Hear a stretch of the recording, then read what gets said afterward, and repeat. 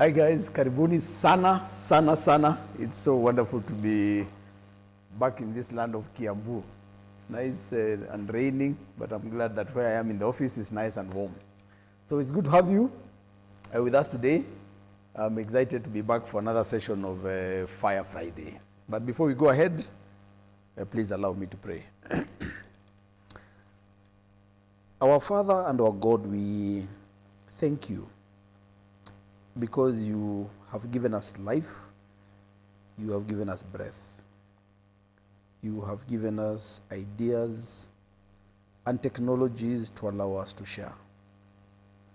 I thank you for every member of this Savo family, everyone who is listening to us today, and those who will listen in later on. I pray that you shall be with them. Lord, you want us not to be too in a hurry to teach. So today as we share, I pray that the words that I will speak will be truthful. The questions that will be asked will be stimulating to everyone. So be with us and make this next hour unforgettable. We thank you and we bless you. In Jesus' name we pray. Amen and amen. So karibuni sana. It's wonderful. I just got back yesterday from the village. I've gone to, I don't know, what have I gone to do? I'm going to think and maybe think through the next stages of Savo. But once in a while I pop in, and when I pop in, one of the things I look forward to most are these Fire Fridays. I can see some people have already joined us. Kariuki Mbatia, getting ready to receive. Karibu sana Kariuki. And I hope you're also getting ready to give and ask and share. Kanyiki, Kenya, Emily Munda, Muturi Kioi, Gideon, Joe Karanja, Achi, J. Achi, Land Kenya, and Kanyoki Felix, Mary Achero, my sister-in-law, Karibuni Sana, Gerald Kiragu, my brother, all set with coffee, ready to listen. Aya, na mimi, I have matched you with my water. Come again? This. I put it? Okay.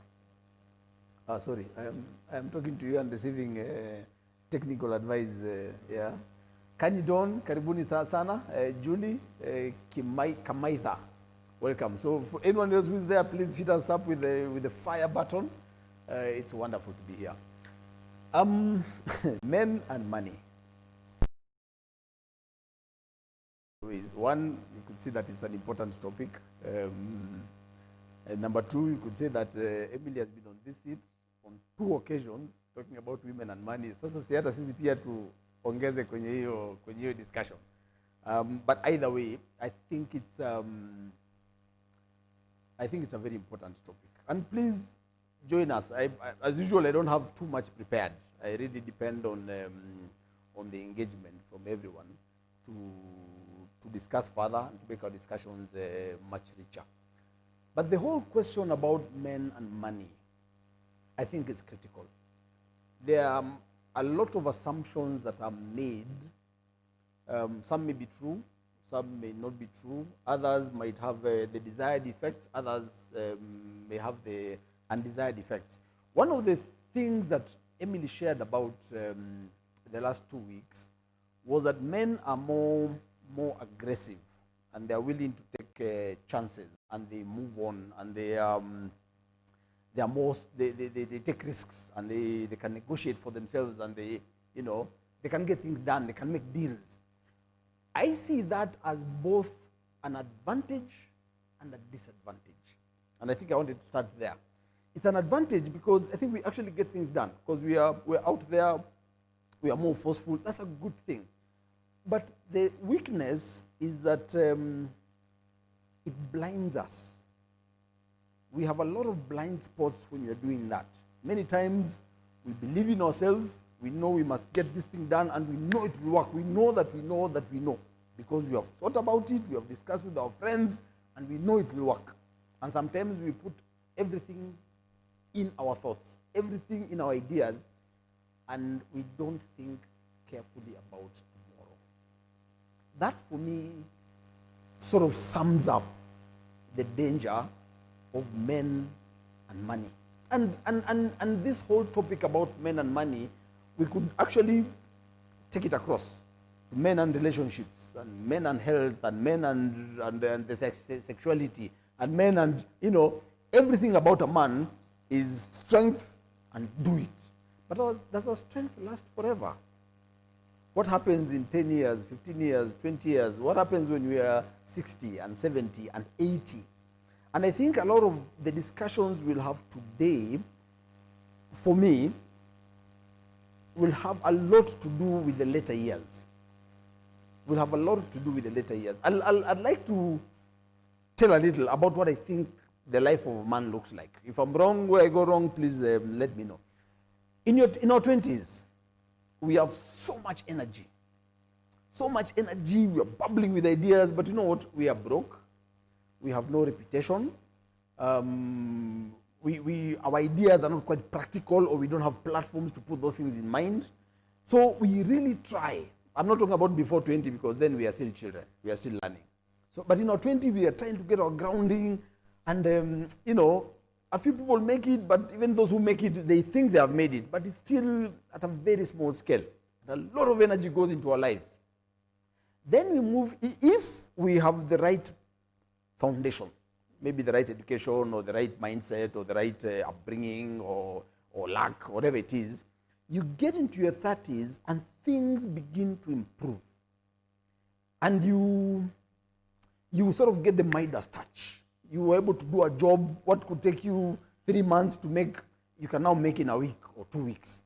Then you get energy. And the men in their 30s, or when I was in my 30s, when I was a jogo, that's when you're strong, you have the energy, almost as much energy as you did in your 20s. Your body is still in tip-top condition. Your mind is sharp, you're bubbling with ideas, but you've grown some reputation, you have some experience, you've had a job, maybe in your second job, you're doing a business, you're hustling, you're making deals, you are now driving a car, so you have some more to give. And you have this Midas touch, you're producing and things are working, but in that success, in that seeming capacity to create stuff, the danger begins to creep in. Because of that, you think that will last forever. You think that will last forever. And that time now the men are getting married, so your wife is either younger than you, or she's earning much less than you. You are the guy with the voice. If you have kids, you are the god in the house. And then we get into our 40s. Into our 40s, one of two things will have happened. Either you've really built yourself in your 30s, in which case it now propels you, or you made some bad moves in your 30s, and things are now not working quite as well. And as you get into your 40s, if you're still employed, maybe for the first time you now begin to have bosses who are younger than you. So your pride gets hit. Or you have such a high-paying job that your stress levels now have really, really increased. Yeah? Or you are not a very high performer, so you begin to lose your job. Or your employer begins to realize, look, I'd rather hire 3 24-year-olds who I will pay less than this 43, 44-year-old guy who is demanding for too much. You understand? And that something else begins to happen. If you're married, say you're married in your late 20s or early 30s, by this time now, your wife has gone through childbearing. She may be done with bearing children. Her body is now becoming more fit and more firm. And that time your pot belly is beginning now to give in because of a little more drink, and you've been eating better food and exercising less because you're working more to make more money. But at this point, the wife, because I think they're slower. Women are slower, but they just keep going. They just keep going. And you'll realize in this day and age, because our access to education is just the same, and women, I think, pay more attention at the workplace. So the promotions come slower, but they're consistent. So at this point, your wife is now earning more than you. First time, I think you get really, really disturbed. And when you're in your 30s, you are the guy at the top, then your wife was number 2, then your children. Right? In your 40s, many of you will begin to realize a change in the power structure. Because now she's bringing home the bacon. She has now more confidence. If she has these things, these love handles, she doesn't care about them anymore. She's no longer naive She has an opinion of her own. She's beginning to shape her own mindset. So that's what happens in the 40s. Now, your self-esteem begins to dip, especially if you have not set yourself up financially well. Your sexuality begins to dip. We'll talk about that in a little more detail. And man, money, and sex are such, it's such an integral part of being a man. So when your money goes down, your self-esteem goes down, Mr. Down there gets hit and it begins to go down. Then, I don't know, midlife crisis, you try to grapple with all manner of things and things just don't work. When you're getting into your 50s, I think you become a little wiser. You want to calm down a bit. Maybe you don't get, now from 50s onwards now, it is other people's, I've done up to 40s, up to mid-40s. From 50s onwards, I'm either using other people's examples or stories I've had. But that time now, you begin to want to spend more time with your wife. But this time, because you neglected her earlier, she now has her chama, she has her church, she has the gym, she has all manner of social networks. And the loneliness begins to check in. Now, woe unto you if your money is not yet set by that time. Now, imagine yourself in your 60s, 60, 65 and above. Your children are now coming to provide. Okay, we might not have that advantage, we of this age. But looking at my uncles, at the people of my parents' age, at that point now, maybe the children are beginning to provide. And who do they bring money to? They bring money to mommy. So it is now the children, and then the wife, and then you. Yeah? And I think that's a terrible place to be as a man. But in this day where we can live until 80 or 85 or even 90, what do you do in those 20 years? What will happen to your health? What will happen to your self-esteem? I think for me, when I'm talking about men and money, that's the kind of thing that I look at. Let me see, I'm seeing there are very many comments that have come in. But I just wanted to sort of generally paint a picture of a man between his 20s and 65 and beyond. Yeah? And then maybe within that I can give examples of the people I have studied, some of the decisions that I've made, that maybe some are good, some are bad. But I think I've learned a lot just by studying men and just seeing their health, their respect in society, the things that men really, really value, and how having or not having money in that time affects. Okay? Let me start with the Facebook. Saru Modimi getting wisdom. Asante sana. Sheri. Hello. Tuning in from Mcharo. Yay. Yeah. Karil Kimbatie is on fire. I can see very many people on Instagram have joined. Rude Boy, Nani, very many people are joining there. Okay. Kani Don, Evans Musomi, welcome back to Kiambu. Thank you, Evans, my friend. Looking forward to the session. Andrew Mutua, welcome, sir. Looking forward to today's topic. Asanteni sana. Please now shoot the questions and let them hear what you're saying. Financial awareness with Martha. I can see the ladies are there. Welcome to today's session. Men and money. Wonderful. Is there anything I'm missing? Okay, so please begin to ask the questions. So, I wanted to paint that picture of what happens between 20s and beyond. And as I do that, I have studied different men. Men in my family, men I have known, men I have talked to. I've been very fortunate to, I think, to love the company of men who are much older than I. So I've sat down and really listened to a lot of stories. And one of the men I really admire, one of the men who has shaped my thinking a lot is my grandfather. Both my paternal grandfather and my maternal grandfather have really shaped me. My maternal grandfather is alive at 91, apologies. Strong, fit as a fiddle. Yeah. My paternal grandfather passed on, I don't know, about 12, 13 years ago. But he was a really influential part of who I am. Now, this man got married, I think, in the late 30s, late 1930s, about 18, 19, close to 20. And then he realized the power of saving. And he began saving from his very first salary. These are stories he's telling me. And that time, the bank they had access to was the post office bank. And it was 10 bob to to open the account. The minimum opening account amount was 10 shillings. And his salary was about 10. So what he did the first 10 months, he just saved his money in a tin. I think they did that a lot, yeah? So give it to the wife, puts it in a tin, a coin. At the end of 10 months, then he was able to open an account. And he had a system in the early years, in the 30s and the 40s. He's earning these 10 shillings. He would save a shilling every month. No, he was earning 12 bob, I think. He was earning 12 bob. So he'd save a shilling every month and spend the 11 shillings on, on just life. He would save between January to November. And then in December, he would not save and go to the bank account and remove a shilling to add to his, so he has like 13 bob in December to have a big party for Christmas. And that's how they did it. And this guy somehow built himself.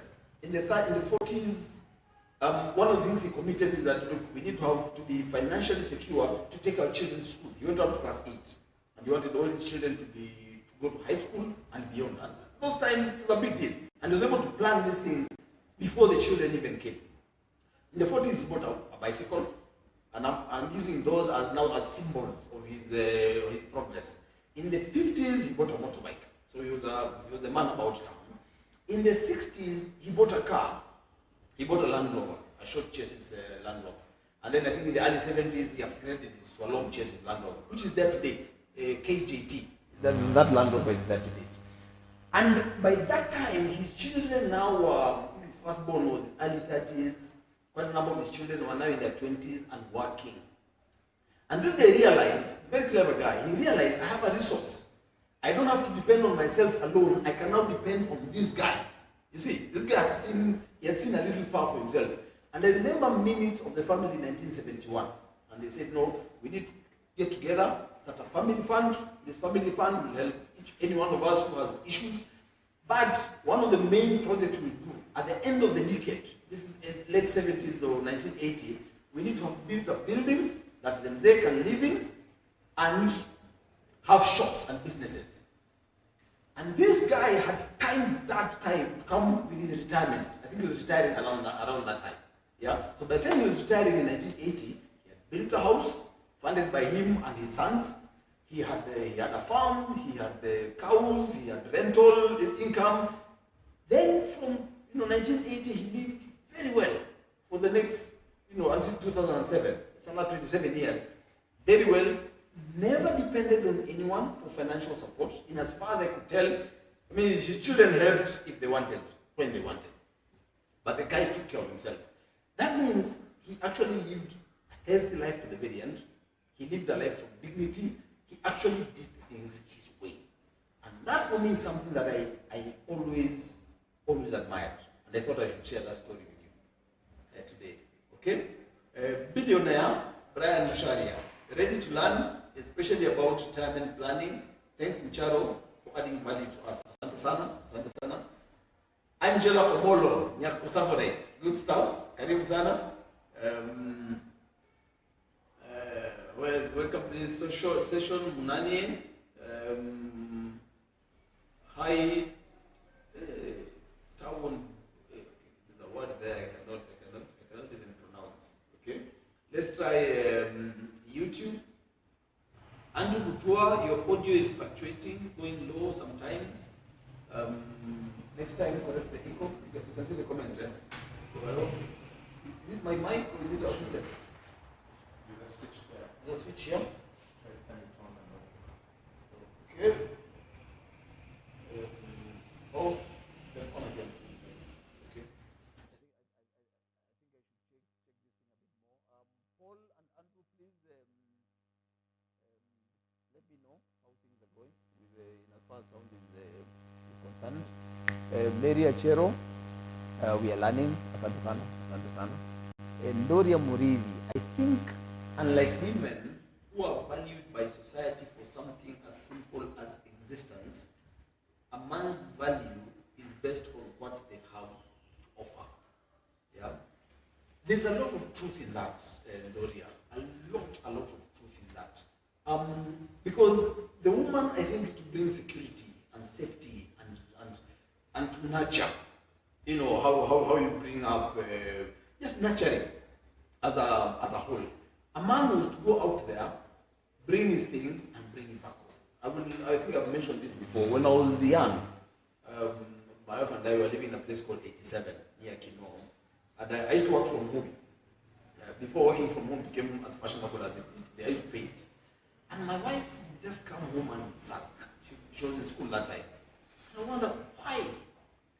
And she tell me where I come from.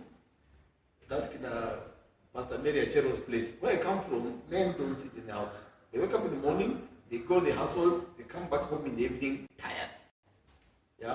Of course, I found that very funny. I'm thinking, as long as I'm producing, what does it matter? But I learned a lesson. Get up, get out. Go do your thing and come back home. So I'm trying to tie up with that. I think naturally, we are meant to go out there and provide and secure the future. Today, it's something else, but secure today at most secure the future. I think that's important. The other bit is, as men, we have portrayed ourselves as the money guys. You know, one of the things that I want to talk about today is just the effect of money on men and women. Okay, the effect of a man's money on women. So many times when you're beginning to date, you use money as sort of bait. You know, when you're bringing a woman into your life, you want to show her that, you know what, I am okay, I'm financially okay. So then she begins to expect you to always be the provider. So can you imagine if you got married early and used money to attract this woman? But you see, that time you're in your late 20s, early 30s, you're making some money and you're all over the place. And I don't know why men, we try to get women who are shorter than us, they are less than us, they're a bit younger than us. I don't know whether it's a dominance thing or what, I'm not sure. Yeah? So you've used all your manhood to try and bring this lady into your life. Then can you imagine now when in your 40s and things begin to change? When the scales, the tide begins to turn and you're now lower financially. And her self-esteem has gone up and yours has gone down. Can you imagine what happens? So society expects you to be the provider. But here you are, you've gone a little lower. And those things happen. I'm not saying that the man should always make more money. No. I have not always made more money. I think I've shared this before. Yeah. The thing is, how do you plan yourself? Majipanga namna gani? That is the most important thing. And I think there's a trick to even planning yourself if you're younger to start. And all of us, I think almost everyone watching is maybe 10, 15 years younger than 65. You have time. You have time. Okay? Let's try. A lot of people joining. I've not seen comments yet on Instagram. A lot of people joining. Karibuni sana. Gerald Kiragu. Sometimes men have to learn the hard way through bad experiences. Like you find job loss may enable one to think of how to open a business or even invest. Gerald, I agree with you. I agree with you completely. I'm a believer in the Lord Jesus Christ. I'm a born-again Christian. That's one side. Philosophically, I love the Stoic philosophy. And a lot of the things in the Stoic philosophy says the obstacle is the way. Don't pray that bad things are kept away from you. Pray that when the winds blow and the rains come and, that you will stand. So sometimes it is these losses, especially if they come early in life, that build you. So if you get a job loss, most men, they tank. I remember we once went for a marriage enrichment seminar, and we were very young. I think I was probably in my early 30s, my wife was in her 20s. And then this couple was slightly older, and this guy shared, I think he was in the NGO world. He said when he was fired, the phone stopped ringing. That time I think mobile phones had just been around for like 2-3 years. Nobody was calling.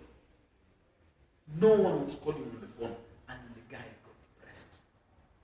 Are you seeing? So that's one way men take it. That when you have a job loss, you tank. But another story that I found the exact opposite. This is my sister's father-in-law. Yeah, my sister's father-in-law was telling us a story. How he lived in Molo. Something happened that he went to Kisumu. So something went wrong in Molo. They went to Kisumu, And because of that misfortune, he went to Kisumu and he started a business. And he was living in a rented house. And then I think the business fell and the landlord started harassing him. And because of being harassed by the landlord, he built his own house and became a landlord instead. I think this man was using adversity, and that's one of the things I think men need to learn. Yeah, men learn the hard way, but I think it is a skill we need to learn to gain from disorder. So he's being harassed by the landlord, and he uses that to become a landlord. And right now he's he's a major landlord in Nairobi, Nakuru, and all over the place, right? And then post-election violence happened, 2007, I think. So they were kicked out of Kisumu, and he had built a lot of stuff. Kicked out of Kisumu. And it's like, I'm so glad that happened, because then I've been able to start something in Nairobi, I've been able to start something in Nakuru, and I was like, what kind of man is this? Yeah? So he was able to use adversity to his advantage. And that ability to use adversity to your advantage as a man is important. Why? One, you're actually able to make more money if you think business early, because then you stop depending on your job. In fact, all of us should just know that the job can end. It can end any day. One of the things that really helped me in my life was because, one, I failed the only interview I ever attended.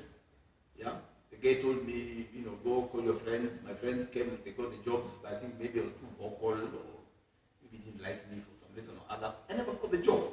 And that taught me to want to get into business faster. Once later on, I got a job, and I was fired. So when I was fired, I was okay. I just go home and tell my wife, I was fired. So, and it sort of never bothered me, because I never had the employment mentality in me. So using adversity to build yourself, and that really helped me. And I think I came to learn quite a lot from him because of that. Okay.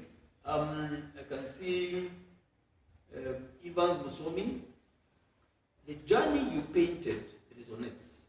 Not figuring out finances by old age seems to contribute to men being grumpy,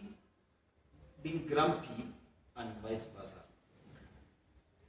Imagine if you're, my father is in his mid-70s, he's 76 now. I've been staying in his house for the last 2 months. And I think at the time I was there, he has probably spent the full day at home twice. This man is 76 years old. But every single day, he's out of the house to go for some meeting or other. Not on his own businesses. No, the business he does not require him to be there every day. But on some meeting or other. And sometimes I blame him, say, hey, Mzee, you relax. But I realize these things are more than money. It gives him dignity. Today he's going for this board meeting, tomorrow for that meeting, this one conservation here, I don't know, Azewa Kitaita, big call there. He's going to give advice to a church. He's always busy. And that level of respect and honor and dignity, I think I have seen from my grandparents, my grandfathers, and now from my father. It is what keeps a man going. But I don't think if someone is that broke, I don't know if that's the right phrase, if you're really, really broke at that age, will you be an elder in the church? Will you be a board member in a school? Will the local conservation team call you? Will the elders of your community call you? Will the governors call you for advice? Will your MP or MCA seek for your opinion on a matter? Will the youth come to your home as a delegation to try and get some idea about, I don't know, potato growing or whatever youth program they have? It's very difficult. It's very difficult. We can say that it has become a materialistic world. No, it has not become. The world has always been like that. I read Proverbs, I think I've shared here, I read Proverbs every day. And money is a solution to many things, including your dignity. And I'm not saying make money at all costs. I'm not saying sell your soul for the sake of money. No. What I'm saying is, if you have your finances planned out for the long term, it has more effects on you than just the bottom line. Okay? Billionaire. Question. In your actions with old retired people, in your interactions, with all retired people, what have you noticed as the most important resource in retirement season? Is it cash flow, into brackets income, or just assets that's most important for retirees? Cash flow. Cash flow any day. Cash flow any day. Because you can have assets, say land. You can have a lot of land, but if it's not generating for you cash, it's a difficult place to be. It's a difficult place to be. The men I have seen who are in their older years and are doing well are those who have cash flow from themselves in terms of assets that they have that are bringing for them income throughout, or they have children who are committed to sending them specific amounts of money every month. I think for me those are the two I have seen. There are men who need to work to make ends meet, but this guy needs to hustle. You can hustle. You can even hustle at 60. Beyond 65, I've seen very energetic men become significantly slower. Of course, gravity begins to take over from your 40s. But I think beyond 65, you become extremely slow. And things are now, because of the stress, old age diseases come and become very difficult. So for me, it's cash flow. Yeah? Once you have cash flow, a few things happen. If you have a medical emergency, you can sort yourself out. Yeah? And because you can sort yourself out, the children want to be associated with you. They want to help. If you cannot sort yourself out, the children feel entitled. Yeah? I have not seen any of my fathers, my dad and my uncles, go arrogantly to their father. No? The guy was okay. I cannot go to my father's house. He will sort himself out. You understand? Just because of many reasons, but because the finances have been sorted out, the humility in the children increases. So once you have cash flow, you can sort out your medical, you sort out your food, you go, you come back, you're provided for the family. Suddenly the grandchildren want to come home because they know once you go to Babu's place, there'll be nice food, there'll be a boozy every once in a while, there's electricity, there are things. For those of you who know that Mzee is struggling, your children suddenly are too busy to go to shots. So, as a man, you rob yourself of companionship, of respect, of dignity, of admiration of the place. If you have some money when you have a birthday, 70th birthday, 80th birthday, you want to hold a party, you can afford to. Yeah? And some of these things when you're young may not mean too much. But I think at a certain age, it is these things that make these men carry on. It is these things that are going to give us strength. And I've seen men equally who might not have much in terms of what they're able to produce their own. Yeah? But they raise their children well. And the children have great respect for them and they're able to sort themselves out. But I've also seen men who suffer at the hands of their children, with all due respect to my wife and all the women watching, at the hands of their wives. Let me tell you, gentlemen, the worst place you can be, the place I have seen men at their weakest, is when the wife does not respect them. I've gone to homes where the lady of the house brings me water to wash my hands. There you go, and the lady of the house brings me to wash my hands before the man of the house. The man of the house was like twice my age. And you can just feel upper.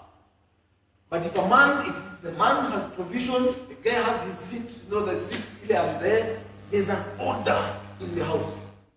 The rest of you will be sorted out later. And my grandfather was saying, okay, my grandfather, I think he took it to another level.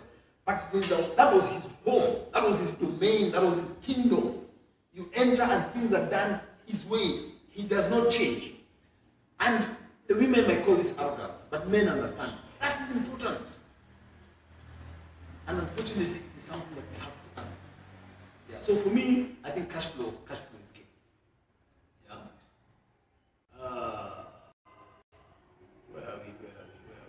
Shonia Mohammed, did I lose?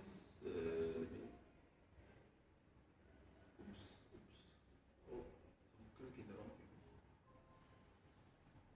Shonia Mohammed, men should also encourage such conversations to share and learn from each other. Many men keep mistakes, adversities to themselves, worsening their situation. You could not be more right, Shoni. I think that's very true. Unfortunately, we perfect the facade.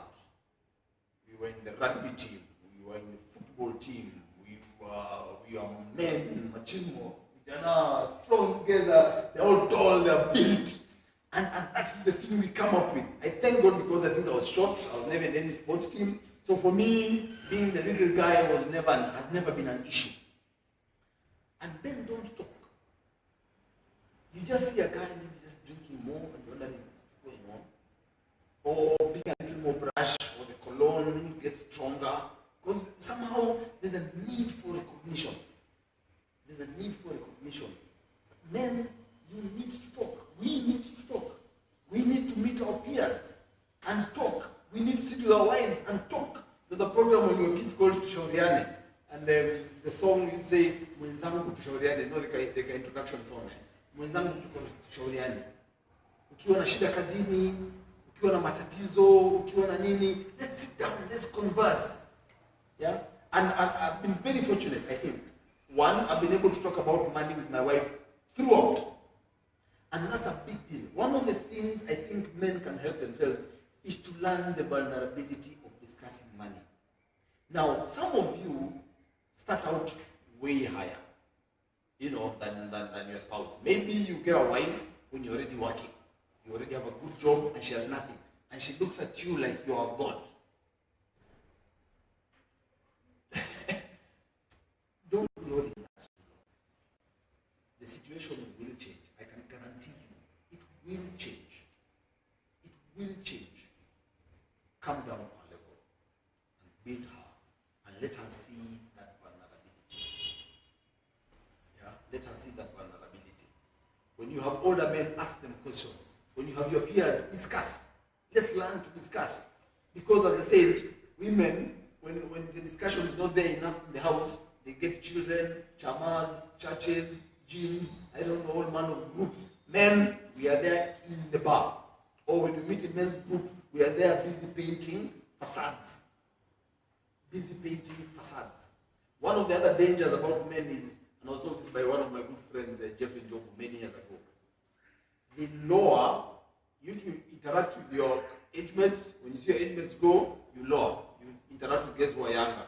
Then you realize, you lower yourselves. So you keep getting a younger clique, or I'm afraid to use the word, I don't know, a lower social status. Not in a bad way. I think we should interact with everybody, and I think any one of you who knows me understands that. But because you want to be the top dog, so you look for people who are younger or weaker or smaller to go and be the top dog in those guys, and start telling stories. There are two ways. One, that the kind of men who learn from history, who are able to look at other men and see when this guy was in his 40s, this is how he was, and now he's in his 70s, this is how he is, and learn lessons. There are those kinds of men. Or men who read history and they understand biographies of people and understand how it is. But there are also the men who talk about their history. Hey, bwana, in our days, in my days, mimi ndio nilikuwa yule jamaa. Siku zangu, mimi ndio nilikuwa. Once you get to that place and you're talking about your history, bwana, you're lost. So, read history, understand history, learn from history, but be at a place where you're able to talk about the future. It really, really helps. Yeah.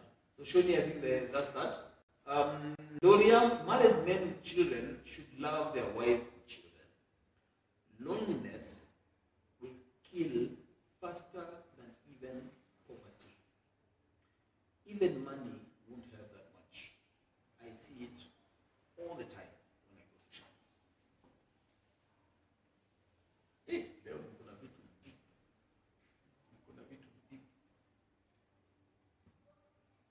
The loneliness of men. And sometimes it's because when you're younger, you're brash. Even when you have money, you're you're using your money to bully everybody around. Even if the money does not run out in your 40s or your 50s, even if it remains there, if you did not bring your wife and your children closer, they will distance themselves from you. If you remain rich when you're older and you don't have these people close to you, they will find ways to get rid of you and get your money. Even if they don't, that loneliness will kill you. I have seen. One of the things I loved about architecture is I go to build a few homes for people. And the people who are building their homes who are much older men. And they learn great lessons. There are those who are rich enough who are now downgrading from a big 6-bedroom house. They now want to get a more modest 4-bedroom house, which in my mind was already too big. But they were sort of downscaling.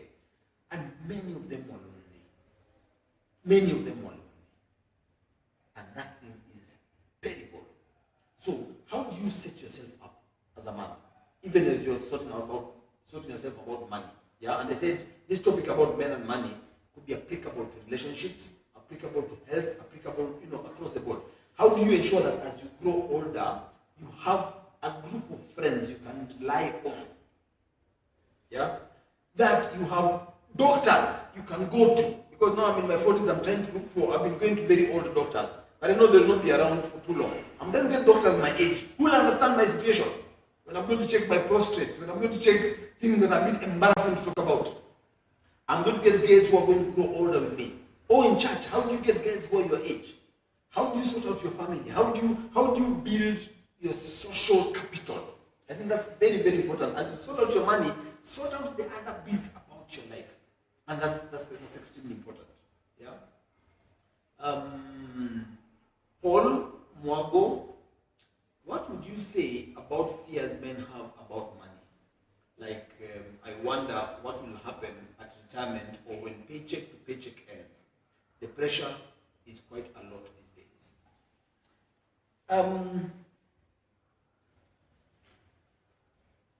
Of course, we can talk about investing and planning, but I think that bit you already know. I think you also need to be clever about it. I will give a story. I shared it in a forum the other day. I was doing a fire in my shags. I got some young people, some young men in the church, and we had a fire session with them. And I said a story that I'm not sure my wife really knew about, but now that I've shared it in her presence, I can share it with you guys. When we were younger, you've heard me say that we had two salaries, my wife's salary and my own salary, right? And then we were trying to build a third salary. And we lived off my wife, and all my money went to investments. Now, that was a good thing, but it was also, it was political. I figured I don't want to be in my 40s, because that time I think I was looking at 45. That is as far as my eyes could see. I'm now past that. I didn't want to be 45, and I go to one of the buildings that we have put up, and my wife tells me to my face, this is my money that is here. So politically, I made sure that her money goes to my wiki, paid the rent, paid my bus fare, made me humble. That was okay. But my money was put in the investment.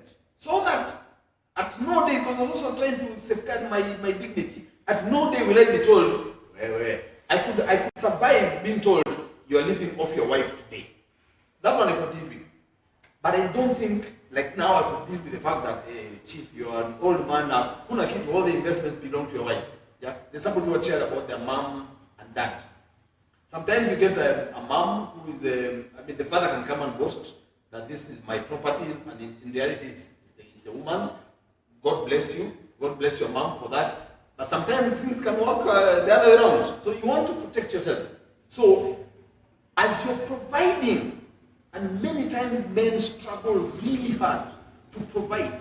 And we are seeing it here in our investments. Maybe the man is who struggling. The women, very clever. They come, invest with the husband, and then they come and invest on their own, on the side. You understand? So as a man, don't do it on the side alone. My dad told me that everything you own it with your wife. It makes things easier. Even during succession and what I mean, much easier when you own things. I own everything with my wife 50-50. Yeah? But don't be busy providing for today because there's so much pressure, and forget about tomorrow. one of the tricks, one of the, I don't know, let me just call it politics. One of the politics in bringing your wife on board is that she becomes an owner in your everyday problems. Yeah? Why is it that mwanaume ndio lazima alipe rent? Mwanaume ndio lazima alipe fees. Mwanaume, all these daily things. Ati, the women say, my money is mine, your money is ours. Why is that the case? Bring her into the team. You don't have anything to prove to your wife. Bring her into the team. Let her be part of it, so that your money is part of what goes into the investment for tomorrow. So that when that day comes, your stake is there. Yeah? Because there's two kinds where either you let the wife do the investments, in which case, or you hide your investments from your wife. In which case now, even if you die, God forbid, nobody even knows what you own. And I think we've seen that problem very many times over. And that's what brings to loneliness. But when you incorporate her, and incorporate her early, and you become part of the same team, don't worry about the friction at the beginning. That's part of the game. It's part of the game. Do it long enough, and you'll find everything that works for you. It's not meant to be easy, but it's important. Okay. Sally Kim, they say women are the backbone of the family, and that most men who are successful owe it to the women in their lives. What advice would you give a young woman who just got married and is looking for ways to support her husband? I think be his support system. Be relevant in his world. I've seen, right now, science says, or research says, that money issues have overtaken infidelity in breaking of marriages. Are you seeing? And when you talk about money, for me, it's not whether it's too much or too little. It is that oneness. Toto, my wife, I'm sure you're watching. Let's do something about couples and money. Just that whole thing. We've done women and money, men and money. We can now do couples and money. Yeah, and I think there's a pastor friend of mine who also has a program called Couples and Money. It works really well. So, if the women come, and I don't know what you guys do in your chamas, but I hear a lot of discussions are done to despise the men, and I've had men complain about the lack of, they call it, the word I had was hesh. I think hesh was heshimai. Yeah. The lack of hesh in the house. I think it's degrading and demeaning to a man. And I'm not saying we are crybabies and we just need to be pampered all the time. No. I just think even for you, the woman, you gain more. Because when a man loses his self-confidence, he tends to make very silly decisions. Whether it's about the relationship or his fidelity or all manner of financial, whatever it is, men tend to do very silly things when they lose their self-confidence. Yeah? When men lose their self-confidence, their sexuality goes down. And I keep repeating this because I think it's important. Yeah? I was with a much older man, and we are taking him to a doctor. Yeah, and the doctor happened to be what do they call it? A urologist. Yeah, and this guy told me, come. He gave me a chat. He gave me a tongue lashing about men and their stupidity and how they lose that strength. If now you have made this man go down, you are 40 as a woman, and I'm sure by that time you guys are somewhere on fire in that department. And this guy is not functioning. Of what benefit is that to you? Yeah. Why don't you just help to build this guy's confidence, help to lead him, help to nurture him? And it does not happen when you're 40, Sally Kim. It starts right at the beginning of the marriage. Build each other. Then you put for yourself a buffer. At the point when you need a man to be strong, he's there, he is strong. Financially and in every other way. Yeah. I mean, for me, I'm fighting for the dignity, financial independence. I don't know what it is for women, but for men, it is about dignity. If your man does not have dignity, he's weak. What benefit do you get by sitting with your sisters to despise your man? I've seen that happen. What benefit do you get by sitting with your friends and talking ill about the father of your children? I've seen that happen. What benefit do you get by sitting with your children to despise this guy? I've seen that happen. And men, the way to reduce the chances of getting there, of course, first, pray to God that you get the right wife. But if you're already married now, you cannot restructure that whole equation. Is be the right man for her. Bring her into your team. And when you go down with her. Let her see you ache and pain. Buana, stress is too much in this life. There's too much fighting going on. You get out of the house and it is fighting from the time you step out until the time you come back. You don't want to come with all that stress and then you're like, okay, let me shield my wife. Before you pass by the bar, you download the stress to the barman or the bartenders or whatever it is, and then you come home trying to shield the wife. No. They're strong, Buana. Bring them on board.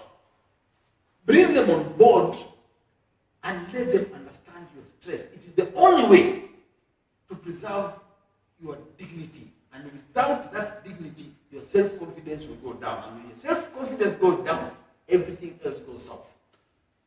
Yeah? Right now, you go to most homesteads. The mothers are alive, the fathers are not. Why? It's a mixture of that loneliness, finances, where there's too much money or too little money, but the lack of understanding, the lack of dignity, they're not being accepted in the society. Those are the things that are killing men. Those are the things that are killing men. I've had the joy of seeing my paternal grandfather live into his 90s strong until the day he died. Literally. He got sick for 45 minutes. 6 a.m., got sick. 6:45, he was gone. Beautiful death. My maternal grandfather is alive to date. He has come to this place and gone up to the roof. Like, I'm a panda too, I'm a fika, I'm a sugar. No problem. Yeah? But it happens because they have dignity.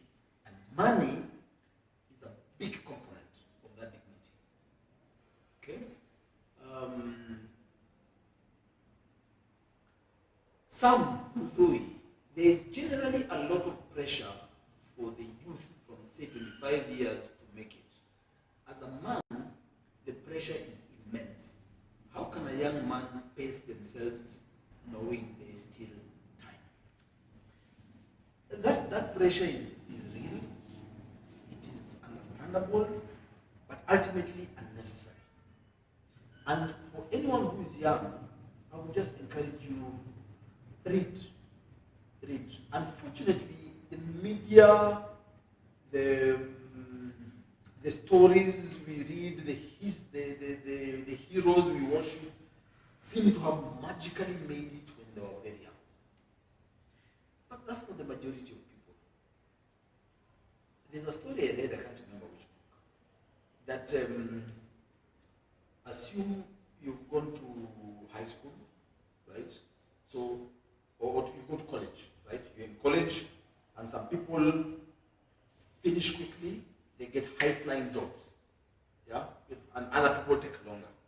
So the guys who get high-flying jobs, the next college reunion, they're there with their nice cars and their girlfriends and with their boyfriends, whatever it is, and the guys who are talking loud, they're the guys who talk a lot in the WhatsApp group and what have you, isn't it? Then the other guys are a bit slower. They're not there, they're not commenting. They don't even come because they're a bit embarrassed. But this guy who started out slow builds internal muscle. You build internal muscle. Yeah? And they begin, whether it's a business or a job, and they begin to work their way up. By the time they mid 30s, this guy, the guys who are brash and all that, they are now in their second marriages. They have tried having fun and alcohol. Now they are getting into drugs. And they have a new younger girl, younger than the first one they came with. But this guy who was a bit slower now has a stable wife. Their children are now, they're now in the primary school and they're growing. By the time they're in their 40s, this guy now has gone down. That happens. It doesn't happen all the time, but it has happened. This guy is now going down. But this guy who started out slow is now stable. His children is now, the son is now the captain of the high school, college football team. And this guy is now now ni mwanaume amesimama. So if you're 25 years old, you have 40 years until you get to 65. 40 years is a long time. Just start and just make your steps, however slow they are. However slow those steps are, as long as you're getting there. It's easier when you're older to not care about what people say. It's a bit harder when you're younger. But begin to train yourself that way. Begin to train yourself to get mental toughness. When we finished college, there were only 2 cranes in Nairobi. 2. You can imagine I was in the School of Architecture and I only saw those 2 cranes throughout my education. And they were both, neither of them was moving. They were just stuck. Yeah? One was the Yaya Center, the second block, which has not been completed to date. The other one was, I think, at NSSF parking. So there was no work for architects. Terrible time. But what I've learned watching my classmates, people became hardy. Some guys saved, they got bus fare, they went down south to Botswana and Rwanda and Mozambique and Angola. Some guys stayed here and ventured off into other things. So people became hardy. So the problem of early success, especially for men, you think the world owes you something. You think you deserve it. You went to the school, you passed well, finished, you got a job, things are okay, you are in all the parties. It has consequences. But it's nice to just build yourself and just keep going. Because then you develop toughness, internal toughness. Yeah? I've never been one of the strong men, but I think my small stature, the difficult financial situation that my family was at the time I was finishing college, my early marriage and having a very poor start in life taught me to have internal muscle. I think that is one thing I really thank God for, that I've been able to develop. And if I could do it, anyone can do it. This topic is so real, raw and enlightening. Let's have part 2 next Friday, men and money. Oh, so sad I'll not be around, I'll be going. Unless you guys can organize to sort me out from the village. I'll be happy to do that. Financial awareness with Martha. What advice would you give to young generation on investment and transparency in relationship? I have 2 minutes. Let me try and hopefully finish the next 5 minutes. As you invest, as you earn a salary, as you spend, and you are in a relationship, you lose nothing by being transparent. You lose absolutely nothing. There's a problem with lies, and lack of transparency is lies. And I would say for men, our lies are in our money. Our lies are in our infidelities. Our lies are in our relationship to our families. So that my wife should not know what I give to my mom or whatever. That's where. But one lie requires another lie. It requires you need an army of lies. I tell you, I'm a 46-year-old man. It doesn't matter how big an army you build, you'll be found out. So start early, be transparent early, make your mistakes early. Koruzana with your wife or girlfriend early, learn early, and it gets better. If you start these disciplines early, it gets better with time. Okay? Jay Archie, this we have someone on Instagram commenting. How can I invest as a young man who does not have money to invest in real estate or in big things? First, invest in yourself. For me, if someone had 5,000 shillings to invest, this is going to be very controversial. If you have 5,000 shillings a month to invest, buy books. Don't buy anything. Just buy books. Buy books and read. The best investment you can make in yourself is not real estate. It's not the apartment that you're busy building. It is you. Invest in yourself. Invest in your mind. Yeah? When my wife met me when I was in college, there's a I had in my room, that was a bookmark or I had written it somewhere. When I have money, I buy books. Whatever remains, I buy food.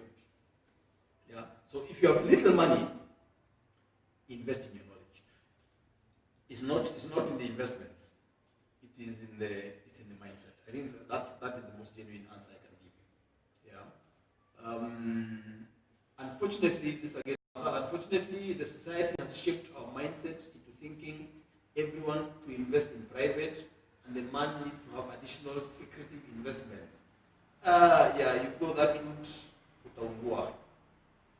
History is there to show us. And you can get away with it in your 20s. These secret investments, you can get away with it in your 30s, even your 40s. There'll come a time when these things will become a burden. Because once you begin to hide, how do you groom your children? So you're busy making so much money and you don't have time to groom your children, to invest in these guys. So they don't know. Then they'll be drunk knowing Baba Talenta Pesa. So you begin to get stressed. I think money should be something that liberates you. Unfortunately, it has enslaved most of us. And I think the secrecy and all this, that's what causes that. Okay? Emily Mcharo, Alex Kibe, and Constance Mwakio, they are on fire. Thank you very much. Emily Mcharo, yes, it's important to be your husband's pillar. Baby, even end it there. The money, be your husband's pillar. We'll never be perfect. We'll never get it right. We'll do some of the most stupid things you can ever think about. But just stand by this guy.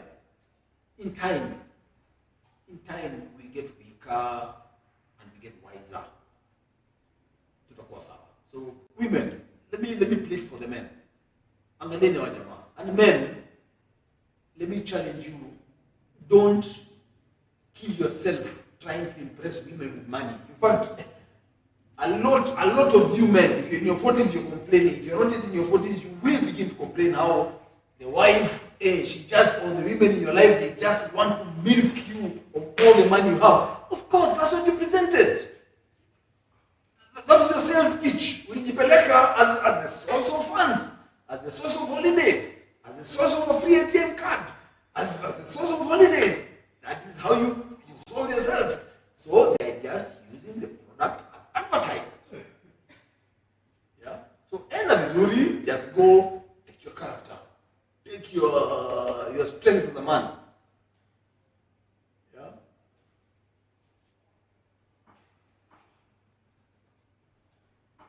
Mark Kaharo. Oops, I'm already past time. So can I finish in the next 3 minutes? So please don't send any more because now I'll be tempted to answer all of them.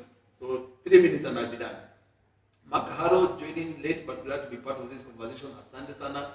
Lisa Mitoko, Lisa baby. Nice to see you. That's a very old friend of ours. So glad you're here. Okay.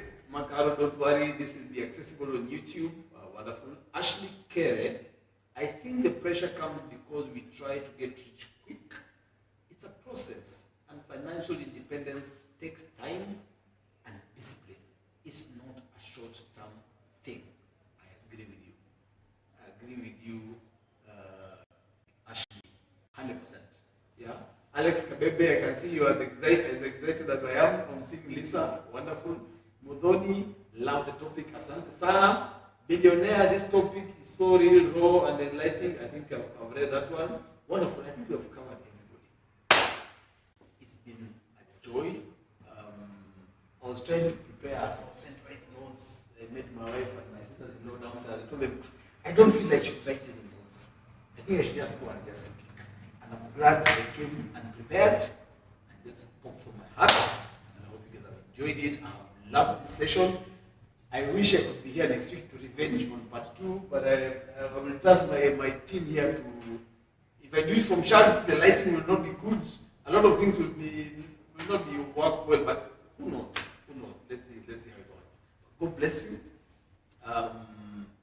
Women, take care of your men. Men, take care of yourselves and let the women be part of the team. Not cheerleaders, team players. Yeah?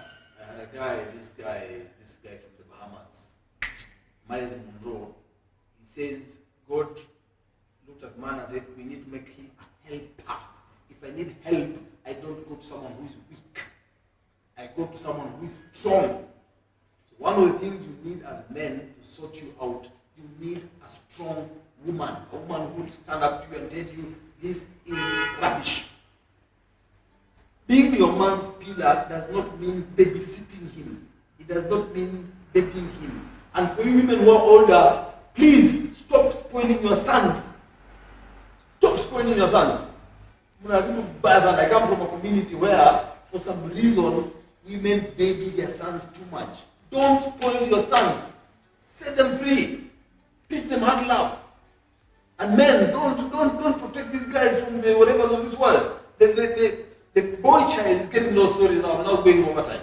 The boy child is getting lost because we don't give them, we don't make them hardy early enough. They can handle it. Trust me. It doesn't matter. This guy is 18 years, 19 years. He's strong.